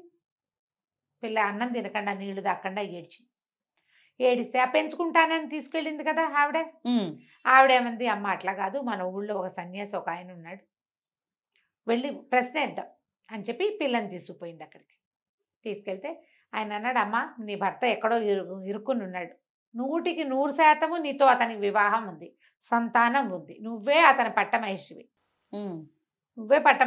అతని దక్షిణ నాయకుడు, ఇంకా వివాహాలు ఉన్నాయి నీ భర్తకి, ఎక్కడో ఉన్నాడు, వస్తాడు, నువ్వు కంగారు పడద్దని ఈ పిల్లకి నచ్చజెప్పాడు ఆయన. ఈవిడ తీసుకెళ్ళిన ముసలావిడ గోల్డెన్ నగలు నాణ్యాలు ఇచ్చి ఆయనకి సంతోషపెట్టి ఈ పిల్లని ఇంటికి తీసుకొచ్చి, అమ్మ కడుపు నిండా కాకపోతే కొంతైనా తిను, నీ భర్త వచ్చేసరికి నువ్వు చిక్కిపోయి రూపు మాసిపోతే ఎట్లా, వస్తాడు, ఈ లోపల సంగీతం నేర్చుకుంది కానీ అభిజ్ఞాన శాకుంతలం చదువుకో, మేఘ సందేశం చదువుకో అని చక్కగా చదువుకి కూర్చోబెట్టి, రాజకుమార్తె కదా హాయిగా పిల్లకి చదువు చెప్పించడం మొదలుపెట్టింది. తన కూతురు చచ్చిపోయింది, అదే పోలికలో ఉన్న ఈ పిల్లని ఆవిడ చూసుకోవటం మొదలెట్టింది. ఈ పిల్ల రోజులు లెక్క పెట్టుకుంటూ క్యాలెండర్ చూసుకుంటూ ఎన్ని రోజులు అయినాయో లెక్క పెట్టుకుంటుంది. ఏదో ఒక నాటికి ఖచ్చితంగా తిరిగి వస్తాడు. మొదట తనతోటే వివాహం అవుతుంది అతనికి, తనే పట్టపురాణి, తన రాజకుమార్తె, తన రాజ్యం వీడిది. ఆ అమ్మాయి ధైర్యంగా ఇక ఉండటం మొదలుపెట్టింది. ఈ అమ్మాయిది మన మంజువాణి దగ్గర చేరిపోయాడు శశికుమారుడు. చక్కగా సంతోషంగా ఉన్నారు. కొద్ది రోజులు గడిచేసరికల్లా వాళ్ళ అమ్మకి విసుగు పుట్టడం మొదలుపెట్టింది. చిరాకు పడేది, రుసరుసలాడేది. ఆ కూతురు అసలు ఏమీ వినిపించుకునేది కాదు. వారా వీరా అందరినీ పిలుచుకొచ్చేది. ఎవరినైనా పిలుచుకొస్తే నీ బుద్ధి లేదా, నేను వీడిని పెళ్లి చేసుకుంటున్నాను, అందరూ వివాహం చేసుకున్నాను, ఇక వివాహం తప్ప నాకు రెండోది లేదు, వేరే వాళ్ళు ఎవరితోటి నేను స్పెండ్ చేసేదే లేదు, నేను ఇతనితోటే ఉంటానని నా పిల్ల మొండికెత్తేసింది. ఆవిడకి విసుగు పుట్టింది. ఏదైనా మందో మాకో ఏదైనా పెడదామంటే ఏం పెడుతుంది ఆ పిల్ల, అసలు వదిలిపెట్టదు, అతన్ని వదలదు. ఏం చెయ్యాలో తెలియక ఆవిడ ఏం చేసింది, ఆ ఊళ్ళో ఒక పెద్ద కాళికాలయం ఉంది. పద్మిని శశికుమారుల కథ చిలుక చెప్తోంది. ఎంత మటుకు చెప్పాం మనం, శశికుమారుడు పాము కాటుకు గురయ్యి మంజువాణి అనే అమ్మాయికి దొరికాడు. అతనితోటి పాముని ఒక మంత్రవైద్యుని పిలిపించి పామునితోటి విషం వెనక్కి తీయించి అతన్ని బతికిచ్చింది. అతనితోనే ఉండిపోయింది, భార్యని మర్చిపోయింది. అతను ఈ అమ్మాయి దగ్గరే ఉండిపోతే ఈ అమ్మాయి తల్లి, వీళ్ళేమో భోగం వాళ్ళు, సరిగ్గా ఈ అమ్మాయి పద్మిని ఉన్న సందులోనే ఉన్నాడు ఈయన. ఒక 4-5 ఇల్లు 15 ఇల్లు అదే లైన్లో ఉన్నారు. విమతి ఆ మంజువాణి వాళ్ళ అమ్మ పేరు. ఆ విమతికి ఎంత మంటగా ఉందంటే, పెద్ద వాళ్ళు రోజుకి 1000 వరహాలు ఇచ్చేవాళ్ళు సిద్ధంగా ఉంటే వీడెవడో ఏభ్రాసి రోడ్డు మీద కనపడ్డ వాడితోటి వాడిని వదలకుండా ఈ రకంగా చేస్తుంది ఈ అమ్మాయి. ఎట్లాగైనా సరే వీడిని వదిలించేసేయాలి. పైగా ఆ అమ్మాయి కొంచెం పెద్దది, ఆ మంజువాణి ఇతనికంటే. ఇతను దొరికిపోయాడు. కాకపోతే చూసే వాళ్ళకి ఏమనిపిస్తుంది, అమ్మాయికి దొరికాడు అనిపించదు, అబ్బాయే వచ్చి వీళ్ళింటి మీద పడ్డాడు అనుకుంటా. అంతే. ఆ తల్లికి కూడా వీడెవడో రావడం వల్ల కదా ఈ పిల్ల ఇట్లా అయిపోయింది అని చెప్పి ఎట్లాగైనా వాడిని ఏదైనా చేసేయాలనుకుంది. ఏదైనా ఆహారంలో విషం పెడదామనుకుంది. ఆహారంలో ఏం పెట్టినా సరే ఆ అమ్మాయి ముందు తను రుచి చూసి బాగుంటేనే పెడుతుంది అతనికి. పిల్లకేమైనా అయితే పోనీ కత్తి పుచ్చుకుని ఏ రాత్రో మెండ నరుకుతా ఉంటే వాడు అతి సాహసుడు ఆ కుర్రాడు. అది చేయలేదు. అది కూడా చేయలేను, ఏం చెయ్యాలి అని ఆలోచించి ఆ ఊళ్ళో ఒక కాళికాలయం ఉంది, అమ్మవారు మంచి ప్రత్యక్ష స్వరూపిణి, అక్కడికి పోయింది.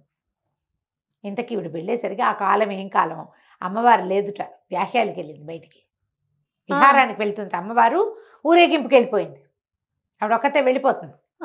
వెళ్ళిపోతే దేవాలయం ఖాళీగా ఉంది. ఈ విమత ఏం చేసిందట, ఆ దేవాలయం గర్భాలయంలోకి వెళ్ళిపోయి లోపల గడి పెట్టుకుని లోపల కూర్చుంది.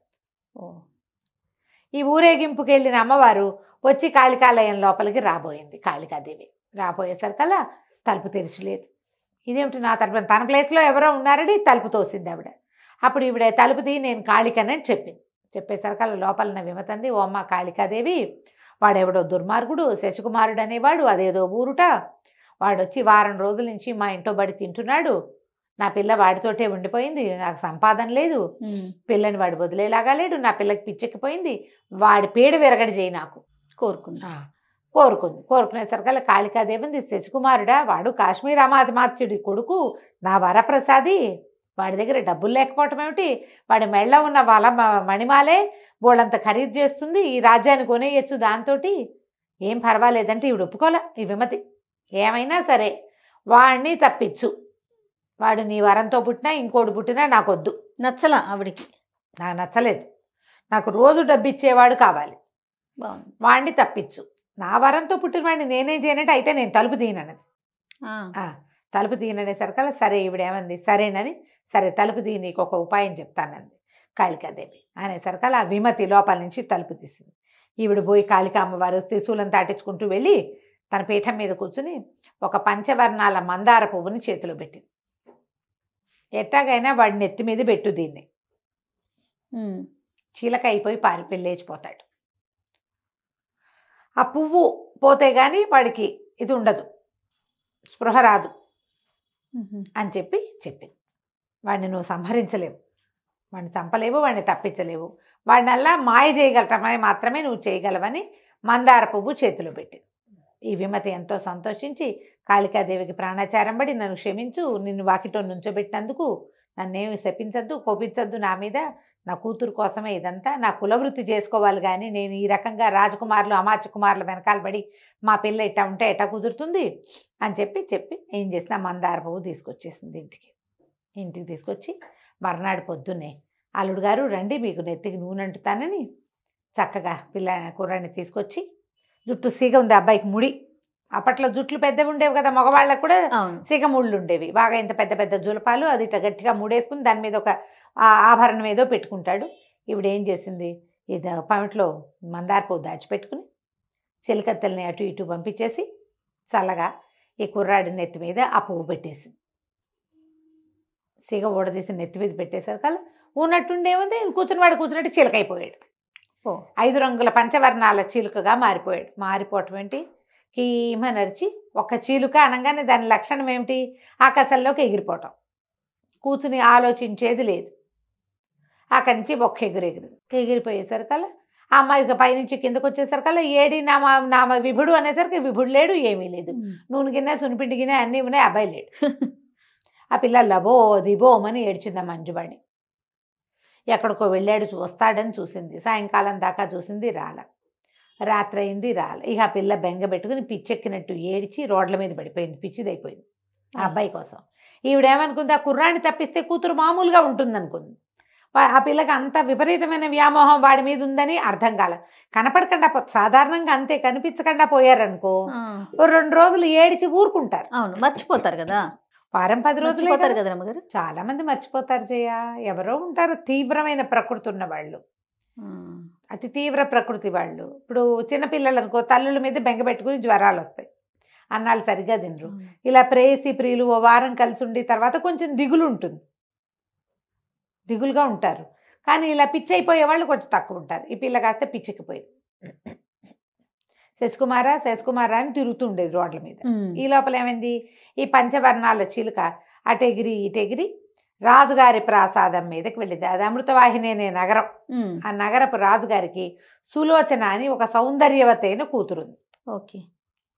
ఆ రాజప్రాసాదం బయట నిలబడి ఆ పిల్ల పైన ఇట్లా తిరుగుతోంది అటు ఇటుగా. సాయంకాలం సరదాగా తిరుగుతుంటే ఆ పక్షిని చూసేసరికి దానికి సరదా వచ్చేసింది. నాన్నగారు ఏమైనా సరే నాకు ఆ పక్షి కావాలి అనేసరికి ఇక ఏం చేశారు, భటులంతా రోడ్ల మీద పడి మా పక్షిని ఆ పక్షిని పట్టుకొచ్చి పిల్లకిచ్చారు. పిల్లకిస్తే ఈ అమ్మాయి ఏం చేసింది, దానికి బోళ్ళంతా ఫుడ్ పెట్టి అవి పెట్టి బంగారు పంజరంలో పెట్టుకుని ఎంతో సంతోషంగా ఉండేది. సాయంకాలాలు ఏం చేసేది, తలుపులన్నీ వేసేసి బయటికి పారిపోకుండా అది అక్కడక్కడే తిరిగేలాగా సరే ఆ పక్షిని చక్కగా దగ్గర కూర్చోబెట్టుకుని మాట్లాడిచ్చేది. అదేదో ఊహా అంటూ ఉండేది. మునువాలు అంటుంటే మరి బాగుంటుంది కదా, ఇంట్రెస్టింగ్ అనిపిస్తుంది, ఇంట్రెస్టింగ్గా ఉంటుంది. అది ఏం చేసింది, దాన్ని ఇట్లా ఎగరేసి ముద్దు పెట్టుకుని దగ్గరికి తీసుకుని చీరతోటి దాన్ని దోబూచాడి అటు చేసి ఇటు చేసి చేస్తే ఏమైంది, ఆ నెత్తి మీద దాని రెక్కల మధ్యలో ఇరుక్కునుంది ఆ మందార పువ్వు. అంత పువ్వు నెత్తి మీద కుచ్చుకుచ్చుగా ఉంటాయి కదా, వెనకాల రెక్కలు ఉంటాయి. దాని ఈ 5 వర్ణాల పక్షులు అంటే పెద్దవి, ఇంత బుజ్జి పక్షి కాదు అది, పెద్ద పక్షి. దాని ఆ చెవి అంటే వినికిడి సాధనం లాగా కొంచెం ఏదో ఉంటాయి చిన్న చిన్నవి. ఈ పైన ఒక కుచ్చల్లే ఉంది. ఆ కుచ్చులో ఇరుక్కున్న మందార పువ్వు ఎగిరి టక్కని పక్కన పడింది. ఈ పిల్ల ఏం చేసింది, ఆ పిచ్చికని ఆ పక్షిని ఇట్లా గుండెల మీద పెట్టుకుని ఇట్లా 2 చేతులు దాని చుట్టూతో వేసి దాంతో దోబూచాడుతాం. ఎప్పుడైతే ఈ మందార పువ్వు టక్కని పక్క పడిందో వీడు అబ్బాయి అయిపోయాడు. నిర్ఘాంతపోయింది. వీడెవడో ఎక్కడి నుంచి వచ్చాడో తెలియలే. వాడికి తెలుసు తను ఇట్లా వచ్చానని ఈ అమ్మాయితో ఉంటున్నానని వాడికి స్మృతి ఉంది. ఓకే. వాడు అందులోంచి మారలేడు, వాడికి ధ్యాస ఉంది కానీ మారలేడు. ఎప్పుడైతే ఈ అబ్బాయి కనపడ్డాడో అమ్మాయి నిర్ఘాంతపోయింది. ఏంటి నువ్వు ఎటా వచ్చావంటే అంతా ఈ మందార పువ్వు మహిమ అని చెప్పి ఇక రాత్రిపూట ఏకాంతంగా ఆ అమ్మాయితో ఉండటం మొదలుపెట్టాడు. ఈ పెళ్ళి ఏం చేసేది, పొద్దున్నే ఆ మందార పువ్వు ఎత్తే చిలక నెత్తి మీద పెట్టేది. అదేమో అది వాడి నెత్తి మీద పెడితే అది చిలకైపోయేవాడు, చిలకతో ఆడుకుంటూ తిరుగుతుండేది. రాత్రిపూట రోజు వాడు మనిషిగా మారి ఈ అమ్మాయితోటి ఉండేవాడు. వాడు అవతలకి గివతలకి ఎక్కడికి వెళ్ళాలి, దీంతో పాటే ఉండిపోయాడు. ఇప్పుడు ఆ చిలక స్వరూపంలోకి మనిషి స్వరూపంలోకి మారుతూ ఉండేవాడు రాత్రి పగలు. అయితే నెలలు గడిచినాయి. మొదటి భార్య లేదు, రెండో అమ్మాయి లేదు, ఇప్పుడు 3 రోజులు గడిచిపోయినాయి. రోజులు గడిచిపోయేసరికల్లా ఈ పిల్లకి నెల తప్పేసింది. రోజు ఈ అమ్మాయి బట్టలు వస్త్రాలు అవి తీసే ఆవిడకి నెల తిరిగేసరికి పిల్ల బయట ఉండాలి అవి తెలిసిపోయింది, తెలుసు కదా. ఏమిటి నెల మీద ఇన్ని రోజులు గడిచినాయని బాగా తేరిపారా రాజకుమారిని చూసి పిల్లకి దౌహృద లక్షణాలు కనపడుతున్నాయని గమనించి చటుక్కన చెలికత్తలకి ఉప్పందించింది. అమ్మాయి చెరుగు మాయలేదు చూసుకోండి.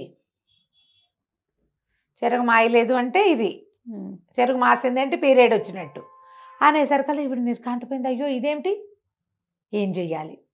అక్కడి నుంచి ఎవ్వరు రారు, పోతుటీగ కూడా ప్రవేశించరు ఆ మందిరంలోకి. పూర్తిగా ఆడవాళ్లే కాపలా ఉంటారు. చెలికత్తెలు ఎవ్వరికీ తెలీదు, వాసన కూడా లేదు. ఎందుకంటే ఈ అమ్మాయి రోజు తలుపేసుకుని పడుకుంటుంది గదిలో. ఆ తలుపు లోపలికి దుర్భేద్యమైన తలుపులు, అందులోకి ఎట్టా వెళ్తారు మనుషులు. అవును, మానవ మాత్రుడు ప్రవేశించరు. పోతుటీగ కూడా, ఆఖరికి మొగ ఈగ కూడా లోపలికి వెళ్ళదు. ఎలా జరిగింది ఇది అని బాగా పరీక్షించారు. ఎంతమందో సైనికుల్ని కాపలా పెట్టారు. పెట్టగా వీళ్ళకి ఏమనిపించింది, మాటలు వినపడుతున్నాయి అప్పుడప్పుడు అని తెలుస్తోంది. కనిపెట్టారు. లోపలకి ఎవడూ ప్రవేశించకుండా లోపల మాటలు ఎట్టా ఉంటాయి, అంతేగా. అక్కడి నుంచి ఏం చేశారు, ఒకనాటి తెల్లవారుచామున ఇంకా సేపట్లో తెల్లవారుతుందనక సైనికులు లోపలికి వచ్చేసారు. గదిలో అమ్మాయి గది తలుపు పక్కన ముందు నుంచి జాగ్రత్తగా కిటికీలకి స్క్రూలు అవి తీసేసి ఈ పిల్ల అభ్యంతర మందిరంలోకి సైనికులు ప్రవేశించేశారు. ఈ ప్రవేశించేసరికల్లా ఈ అమ్మాయి ఏం చేసింది, కంగారు పడి గబుక్కున ఆ చేతిలో పక్కనున్న మందారపు ఎత్తి వాడి నెత్తి మీద పెట్టింది. వీళ్ళు ఆ అమ్మాయి పక్కన పడుకున్న మగవాడు వాడు చిలగ్గా మారిపోవటం చూసేశారు. ఓహో, మంచం మీద ఉన్న ఆ కుర్రాడు ఓ 19-20 ఏళ్లవాడు, చక్కగా నవమన్మధాకారుడుగా ఉన్నవాడు, మంచం పొడుగుతూ ఉన్నాడు, తెల్లగా కనిపిస్తున్నాడు, పిల్లాడు బలశాలిగా కనిపిస్తున్నాడు. ఎంతసేపు కుర్రాళ్ళని గమనించటం, పైగా సైనికుల దృష్టి బాగా సూక్ష్మంగా ఉంటుంది. అవును. చూస్తూ ఉండగానే అది వాడు చిటుక్కున చిలగ్గా మారిపోవటం చూసేసరికల్లా సైనికులంతా కేకలు పెట్టారు. వీళ్ళల్లో ఈ లోపలికి ప్రవేశించిన గూఢచార సైనికుల్లో ఒకడు కామరూప విద్య తెలిసిన వాడు, మంత్రాలు తెలిసిన వాళ్ళు కొంతమంది ఉండేవాళ్ళు ఆ రోజులు. వాడు చటుక్కున డేగ రూపంలో ఆ చిలక వెంట పడ్డాడు. మరి ఇది రాజకుమార్తె గర్భవతి అయింది, అమ్మాయే మనకి రేపొద్దున కాబోయే రాజు, వీడెవడో దుర్మార్గుడు అయితే కన్యాంతపురంలోకి వచ్చేసి కన్యని గర్భవతిని చేసేస్తే అది ఎట్లా పనికొస్తుంది? వాడిని పట్టుకోవద్దు. వాడు మనిషో ఇంకోడో ఏమిటో అదైనా తెలియాలి, ప్రజలకు సమాధానం చెప్పాలి కదా. అంతేగా. వీడు డేగ రూపంతో బడి వెంట పడ్డాడు. పడేసరికల్లా ఇక గిరికీలు కొడుతూ పరిగెత్తింది చిలక. వాడు చిలకగా మారాడు, కానీ చిలకలాగా తిరగడానికి వాడికంత ప్రాక్టీస్ లేదు శశికుమారుడికి. అవును, ముందు చిలకగా మారాడు. ఒక రోజంతా రాజుగారు అత్తపురం మీద తిరిగాడు. వాళ్ళు పట్టేశారు. పట్టిన దగ్గర నుంచి అమ్మాయితోటే ఉన్నాడు. వాడికి ఏమొచ్చు? ఎగరటం. ఏటా ఒకటి దొరకలేదు, ఇంకా దొరుకుతాడు. ఇక పరిగెత్తాడు, ఎగిరాడు, దూకాడు. ఈ లోపల సైనికులు కొంతమంది రాజుగారితో చెప్పారు, ఎవడో కుర్రాడు వాడు చిలకగా మారిపోయాడు. ఆ చిలక మగవాడు, అందుకనే అంతఃపురంలోనే ఉండటం వల్లే ఇలాంటిది జరిగింది. అక్కడి నుంచి ఆ పిల్లల్లో దిబోమని రాజకుమార్తె ఏడవటం మొదలుపెట్టింది, నా భర్తో అని. ఆ అమ్మాయి ఏడుస్తుంది. ఏం చేయాలి? ఈ చిలక ఇంకా దొరకల. సరే ఈ డేగేమో దాని బడి వెనకాల పడింది. పడేసరికల్లా ఎట్లాగో వెళ్ళి వెళ్ళి వెళ్ళి ఈ ఊళ్ళోనే ఒక చోట ఒక తోటలాగా ఉంది, బహిర్భూమి. యాక్చువల్గా అది కొంచెం బాత్రూమ్కి వెళ్ళడానికి వాడుకునేదనమాట. ఆ బహిర్భూమిలో ఒక దీంట్లో ఏమనాలి, ఒక పొదలాంటి దాంట్లో దూరింది చిలక. ఆ దూరేసరికల్లా ఏమైంది అని ఆ నెత్తికి పైన ఆ పొదలో ఉన్న ముళ్ళు పట్టేసుకుని మందార పువ్వు అక్కడ పడిపోయింది. వీడు కుర్రాడిగా బయటకు వచ్చాడు. ఆ పొదలో నుంచి బయటకు వచ్చి పరిగెత్తుకుంటూ వెళ్ళి ఆ దానికి కొంచెం పెడగా ఉన్నటువంటి ఒక పెద్ద భవనంలోకి ప్రవేశించాడు. ఇక్కడ ఏం జరిగింది? ఆ భవనం ఎవరిదంటే ఒక శెట్టి గారిది. ఆ ఇల్లు సోమిశెట్టి అని ఒక శెట్టి గారి ఇల్లు. ఆయన భార్య వాసవి, అమ్మాయి పేరు. కేశవ శెట్టి గారిని చాలా డబ్బున్న వాళ్ళు ఆ అమ్మాయిని ఈ సోమిశెట్టికి ఇచ్చారు. వివాహం అయిన తర్వాత అతనికి ఏదో వ్యాధి బయటపడింది, చర్మ వ్యాధి. రకరకాల మందులు పడతాడు, ఎప్పుడు బాత్రూమ్కి వెళ్ళాల్సి వస్తుంది. అతని పరిస్థితి పాపం చాలా కుంగిపోయినాడు మనిషి. ఈ పిల్ల మహాద్భుత సౌందర్యవతి ఆ వాసవి. ఏం చేస్తుంది? ఇక వివాహానికి కట్టుబడి భర్తతోటి ఏమీ మనసు లేదు, కానీ ఏదో ఆయనతో పాటు ఉంటుంది. అతను బాత్రూమ్కి వెళ్తూ ఉంటాడు, ఎంతసేపు ఆ బహిర్భూమిలో ఉన్నాడు. ఓహో. అతను అమ్మాయి అతని కోసం ఈ గుమ్మం బయట నీళ్ళ చెంబు పుచ్చుకుని నుంచున్నది కాళ్ళు కడుక్కోవటానికి. ఎప్పుడైతే ఈ అమ్మాయి పరిగెత్తుకుంటూ మనవాడు మన శశికుమారుడు చటుక్కుని అక్కడికి వెళ్ళాడు. వెళ్ళి నా ప్రాణాలకు ప్రమాదం, ఎవరైనా వస్తే నేను ఇక్కడ లేనని చెప్పండి అని చెప్పేసి గుమ్మంలోకి వెళ్ళాడు. సోమిశెట్టి గారి ఇంట్లోకి పరిగెత్తాడు శశికుమారుడు. సోమిశెట్టి గారు ఎక్కడున్నాడు? బయట ఉన్న బహిర్భూమిలో ఉన్నాడు. చెంబు పుచ్చుకుని భార్య అమ్మాయి నుంచింది. ఆ అమ్మాయి అని అతని కేసే చూస్తోంది లోపలికి. బాగున్నాడో. అక్కడి నుంచి నలుగురు ఈ మన డేగ రూపంలో ఒక రాజభట్టుడు వచ్చాడు కదా. అవునవును. వాడేం చేశాడు? ఎప్పుడైతే ఈ కుర్రాడు ఇటు వచ్చాడని తెలిసిందో దిగేసి రూపం మార్చేసుకున్నాడు. డేగ రూపంలో పరిగెత్తాడు చిలక వెనకాల. అవును. పరిగెత్తి అమ్మాయి ఇక్కడికి ఎవరైనా వచ్చారా అండి అని అడిగాడు. అడిగేసరికల్లా ఇప్పుడు ఏం చేస్తుంది? గుట్టకలు మింగేసి అమ్మాయి అక్కడికి వెళ్ళాడు. అక్కడ కూర్చున్నాడు, అతనే అని చూపించేసి భర్తను చూపించింది. వాడు అక్కడి నుంచి కేకలు పెట్టి విజిలేసాడు. ఒక 4-5 సైనికులు పరిగెత్తుకొచ్చేసారు. ఊరంతా తిరుగుతున్నారు వాళ్ళు. అవును. ఆ కూడళ్లలో ఉండే పోలీసులు విజిల్ వినగానే మనవాడే ఎవడో కేకేస్తున్నాడని వస్తారు కదా. ఈ అమ్మాయి చెంబు పుచ్చుకుని నుంచునే ఉంది. చెంబు చీర వెనకాల దాచేసుకుంది. లోపలికి వెళ్ళాడు, కూర్చున్నాడు. అదిగోండి అని అనేసరికలు వీళ్ళు కాంతిపోయారు. లోపల కూర్చుని ఉన్నాడు ఒకడు. వీళ్ళు పరిగెత్తుకుంటూ వెళ్ళి ఇద్దరు మనుషులు చెరుకో పక్కన రెక్కలు పుచ్చుకొని లేవలేదు తీసుకెళ్ళిపోయారు. సిచ్యువేషన్ కూడా చూడండి. వాడు అంటే ఈ వేషం వేస్తున్నాడు అనుకున్నారు. అదేలే, రాజకుమార్తెతోటి అంత పనిచేసిన వాడు చిలకగా మారిపోయి ఇప్పుడు బహిర్భూమిలోకి దూరిన వాడు అక్కడ కూర్చుని పువ్వులు ఏరడానికి వెళ్ళాడు కదా. అక్కడ అందరూ ఏం చేస్తారో వీడు కూడా అదే చేస్తాడు. వాళ్ళ మధ్యలో ఉండి తమని మోసం చేస్తున్నాడు అనుకున్నారు వాళ్ళు. అనుకుని వీడు గట్టిగా పెడరెక్కలు విడిచి పట్టుకొని రా అని ఈ డేగ రూపంలో వచ్చిన వాడు అరిచాడు. ఆ వెళ్ళిన వాళ్ళు 4 చెరుకు చొప్పున రెక్కలు పుచ్చుకుని లేవది లబోదిబో ఏమిటి నన్ను ఎక్కడికి తీసుకెళ్తారు ఏమిటండి అంటూనే ఉన్నాడు. ఇక లాభం లేదు, అంతే. ఆయన కాసరి తీసుకుపోయారు, చెరసాల పడేసారు. తీసుకుపోయి ఆయనకు ఒళ్ళంతా అక్కడక్కడ మచ్చలు, కుష్టు, ఎప్పుడు బాత్రూమ్కి వెళ్ళాల్సి వస్తుంది. వంగిపోయి కుంగిపోయి కునారి వెళ్ళిపోయినాడు ఆయన. ఆ వేషంలో రూపం మార్చుకున్నాడని వీళ్ళు నమ్మారు.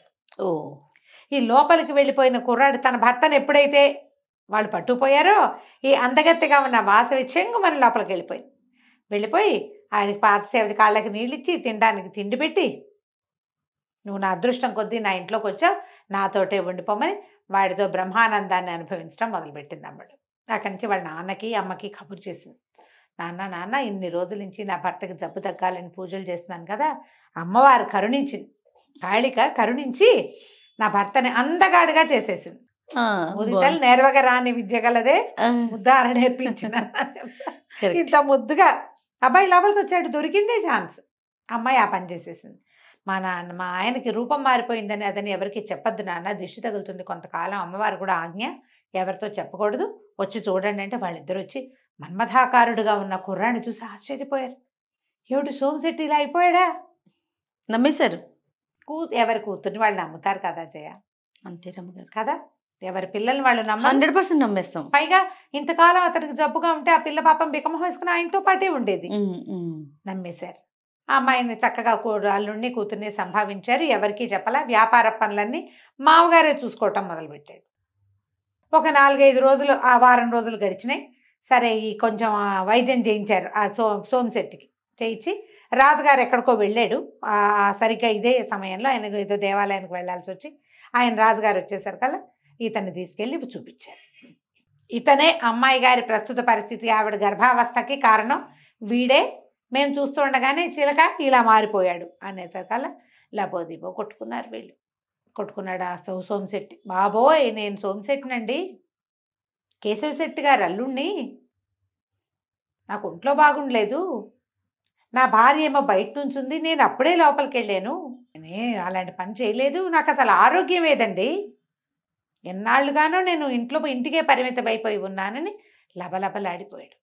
అయితే రాజుకి ఏం డౌట్ వచ్చింది, సరే నువ్వు వీడేమో ఈ గద్దగా మారిన వాడు డేగగా మారాడు కదా, వాడంటాడు ప్రభు అక్షరాల నేను చూశాను, చిలుకగా ఆ పొదలోకి దూరాడు, తర్వాత ఆ పొద దగ్గర ఇతనే కనపడ్డాడు, నేను నేను పైనుంచి చూస్తుండగానే పొదలోకి వెళ్ళాడు, కానీ ఇంకేదైనా రూపంలో పారిపోయినట్టు నాకు కనపడలేదు, నాకు ఒక చెట్టు అడ్డం వచ్చింది, నేను దిగి వచ్చేసరికల్లా ఇతనే ఉన్నాడు.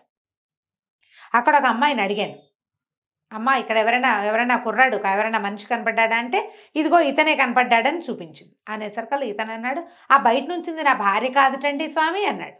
అనేసరికల్లా రాజుగారికి డక్కుపడింది, ఏంటి వీడి భార్య బయట నుంచుందా?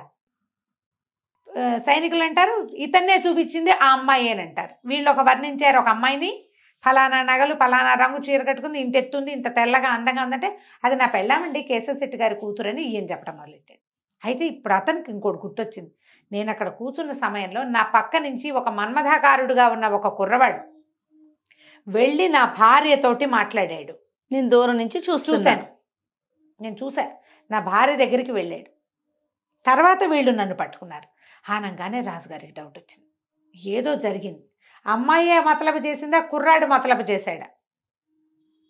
ఆ పిల్ల ఏం చెప్తోంది, సులోచన అతను చాలా అందమైన వాడు అని చెప్తోంది. ఇక్కడ వీళ్ళు పట్టుకొచ్చిందేమో కుంగి కునారిల్లిపోయి జబ్బుతో తీసుకుంటున్న వాడు వాడిని తెచ్చి వాడికి చిలకగా మారిపోయే విద్య వచ్చని అమ్మాయి చెప్తోంది. సరే అక్కడి నుంచి ఏం చేశారు, కేశవశెట్టి గారికి కబురు చేశారు రమ్మని. కేశవశెట్టి గారు వచ్చేసరికల్లా మీ అల్లుడిని కూడా తీసుకురండి, ఒక అద్భుతమైన వజ్రాలు వచ్చినాయి, వజ్రాల తాలూకు ఇది చూడాలన్నారు. సరే కానీ రాజుగారు అడిగితే ఏం చేస్తామని అల్లుడికి కబురు చేసి ఆయన బయలుదేరి వచ్చి ఈ వీళ్ళింటి నుంచి ఈ బయలుదేరి వచ్చాడు. అల్లుడు ఎవరో వాడిని తీసుకురావాలి, వీడే రాజకుమార్తె తాలూకు ప్రియుడు అనే సంగతి ఎవరికీ తెలియదు. రథం వచ్చింది, బయలుదేరాడు. లోపలికి వెళ్ళేసరికల్లా ఆశ్చర్యపోయారు, చాలా బాగున్నాడు, రాజకుమారుడల్లే ఉన్నాడు. ఆడ నుంచి గబగబా ఈయన వీడే అయ్యి ఉంటాడు అనుకుని కబురు చేశాడు కూతురికి. కూతురు పరిగెత్తుకు రావడం ఏంటి, ఒక్కసారి అతను చూడంగానే నాథా అని వెళ్ళి కావలించుకునేసరికల్లా తెలిసిపోయింది క్రియ. కూర్చోబెట్టారు, ఏవో మంచినీళ్ళు గించినీళ్ళు ఇచ్చారు. బాబు మీరేదో సిద్ధపురుషుడిలాగా ఉన్నారు, ఎలా ఇలా రూపం మార్చుకోగలిగారు, మీరెవరండి ఏమిటండి అని కనుక్కున్నారు. కేశవశెట్టి గారు లోపలికి వచ్చాడు. బయటంతా గందరగోళంగా ఉంది, ఆడపిల్లలు మగపిల్లలు మగవాళ్ళు సైనికులు, తర్వాత రాజుగారి తాలూకు మంత్రి గింత్రి వాళ్ళంతా చేరారు. అంతఃపుర కన్యలు బోళ్ళంత మంది వచ్చారు. రాజుగారి అల్లుడు దొరికాడు అంటున్నారు. తీరా చూస్తే అక్కడ కుర్చీలో కూర్చోబెట్టబడి ఉన్నవాడేమో తన అల్లుడు. తను ఎవరిని అల్లుడు అనుకుంటున్నాడో వాడు. తన అల్లుడు రాజుగారికి అల్లుడు ఎటా అయిపోయాడో ఈయనకు అర్థం కాలేదు. రాజుగారికి అల్లుడు ఎటా అవుతాడు? అక్కడి నుంచి ప్రశ్నించుకున్నారు ఒకళ్ళనొకళ్ళు. అప్పుడు వీళ్ళు ఏమన్నారు, రాజుగారు ఏం చెప్పంటే, పొరపాటున మీ అల్లుడు సోమశెట్టిని తీసుకొచ్చారు మా వాళ్ళు. ఇతను మా అల్లుడు, మా అమ్మాయితో ఇతను గాంధర్వ విధిని వివాహం జరుపుకున్నాడు అని చెప్పి చూపించారు. చూపిస్తే ఇతను ఏం చెప్పాడంటే, వాళ్ళకి చెప్పాడు క్లియర్గా, నేను ఫలానా రాజుగారి మంత్రి గారి అబ్బాయిని, ఏదో రాజ్యం ఉజ్జయిని, కాశ్మీరామాత్యుని కుమారుణ్ణి అని చెప్పాడు. చెప్పేసరికి వీళ్ళు ఆశ్చర్యపోయారు. ఎటా వచ్చావు, ఏంటి, ఎలా జరిగింది అంటే, తను జరిగిందంతా చెప్పి, ఫలానా వీధిలో పద్మిని కాశ్మీర్ రాజ కుమార్తె ఉన్నది, ఆమె నా భార్య, మేమిద్దరం కలిసి బయటకు వచ్చాం, ఇట్లా జరిగిందని చెప్పేసరికి సరే ఈయన వెంటనే అక్కడికి కబురు చేసి ఎవరింట్లో పద్మిని అనే కాశ్మీర్ రాజకుమార్తె ఉన్నదో కనుక్కుంటే నళిని వాళ్ళ ఇంట్లో ఉంది. వెంటనే ఆవిడ్ని చక్కగా రాజోచిత ఆమె పల్లకి అది పంపించి అమ్మాయిని రప్పించారు. ఇది చూడంగానే కావలించుకుని చేసి ఏమైపోయావు ఇంతకాలం అని. వీళ్ళిద్దరూ చిన్నప్పటి నుంచి కలిసి పెరిగిన వాళ్ళు. అవును. అక్కడి నుంచి ఈయన అన్నాడు, మా అమ్మాయిని వివాహం చేసుకో, మా పిల్లేమో గర్భవతి కదా అని చెప్తే, సరే ఇంటికి వెళ్ళి పెళ్లి చేసుకుంటాను. సరే ఆల్రెడీ గాంధర్వ విధిని వివాహం అయిపోయింది కదా, ఏనుగు ఎక్కించి ఊరేగిచ్చారు. యువరాణి గర్భవం పుట్టిది, అదేదో అక్రమ సంబంధం కాదు, సక్రమ సంబంధమే, కాశ్మీర రాజామాత్యుని కుమారుడే పెళ్లి కుమారుడని దీని మీద ఏనుగు మీద ఎక్కించి అంబారి మీద ఎక్కించి ఊరేగిచ్చారు. ఆ అంబారి మీద కూర్చొని వెళ్తూ ఉంటే ఆ సూలో మన మణిమాల ఏదో దాని పేరు మంజువాణి అమ్మాయి పిచ్చి అయిపోయింది. ఇతను కనపడక పిచ్చిదానిలాగా తిరుగుతుంటే ఇతను ఆశ్చర్యపోయాడు. ఈ అమ్మాయి మంజువాణి నాకు పాము కరిస్తే ఆ పాము విషయాన్ని తీయించింది తనే, తన దగ్గరే 15 రోజులు ఉన్నాను నేను అనేసరికల్లా ఈ రాజుగారి భటులు ఆవిడని తీసుకెళ్ళి చక్కగా స్నానాలు అవి చేయించి ఆవిడ్ని తన దగ్గరికి చేర్చారు. 3 అయ్యారు అమ్మాయిలు. సరే కాశ్మీర్ రాజ్యానికి బయలుదేరుతుంటే ఇతని జ్ఞాపకం వచ్చింది. పాపం ఆ వాసవి నన్ను ప్రేమించింది, ఇంతలో ఏమైంది, సోమిశెట్టి కాస్త మరణించాడు. చెరసాలలో 10 వారం రోజులు ఉన్నాడా, ఇల్లు చేరేసరికల్లా ఒక రకమైన శ్రమకు లోనయ్యి అతను మరణించాడు. ఆ అమ్మాయి విధవరాలు అయిపోయింది. అయితే ఇతను రాజుగారికి చెప్పాడు, అమృతవాహిని పట్టణపు రాజుగారికి, అమృతవర్మ ఆయన పేరు, ఫలానా కేశవ శెట్టి గారి కుమార్తెను కూడా వీళ్ళతో పాటే నేను చేపడతాను, ఆమెను కూడా నాతో పాటు పంపించేసేయండి. ఆ వాసవిని కూడా వీళ్ళకి రాజకుమార్తె వెనకాల తోడిచ్చి పంపించేశారు. ఈ 4 అమ్మాయిలతోటి కాశ్మీర్ రాజ్యానికి చేరి రాజకుమార్తెను పెళ్లి చేసుకుని తర్వాత కాశ్మీర్ రాజ్యానికి రాజయ్యాడు. ఈ కథ చెప్పింది చిలుక. ముందు ఈ కథలు చెప్పి అంటే వర్తకుడి భార్యకి చెప్తోందన్నమాట. నువ్వు చూడు ఇలాంటి కథలు ఉన్నాయి లోకమంతా. ఎంతెంత తెలివిగా అమ్మాయి చూడు ఏం చేసిందో, తన భర్తని అక్కడ కూర్చున్న వాడిని చేసే భర్తనిగా వాడే దొంగని చేసి వాళ్ళకి అప్పచెప్పింది. అలాంటి తెలివి ఉండాలి ఇలాంటి పనులు చేయాలంటే. నీకు లేదు, నీకు అంత తెలివితేటలు లేవు. ఆలోచించుకోండి. కథ అంతా విన్నాక ఏమవుతుంది, నిద్ర వస్తుంది. కథ వినేసరికి నిద్ర రాదు. ఎవరైనా చెప్తుంటే రాత్రిపూట మరీ కళ్ళు మూతలు పడిపోతాయి. నిద్రపోయింది ఇంకా ఆ రోజుకి వెళ్ళలేదు. ఇలాంటి ఎన్నో కథలు చెప్పి ఆ చిలుక ఈ వ్యాపారస్తుడి భార్యని రాజుగారి దగ్గరికి వెళ్ళనివ్వకుండా చేసింది. దీంతో పద్మిని శశికుమార్ల కథ సమాప్తం. ఇంకా బోల్డ్ అని కథలు ఉన్నాయి జయ, అన్ని ఏవో ఇలాగే రకరకాలు. ఇంట్రెస్టింగ్ గా ఉండే కథ ఇంకొకటి ఉంది, అదొకటి చెప్తాను, 2 భాగాల కథ. దాని తర్వాత ఈ కథ చిలక ఎక్కడి నుంచి వచ్చింది అనే ఎండింగ్ ఇద్దాం. తప్పకుండా అండి. రైట్. నమస్తే. నమస్తే జయ.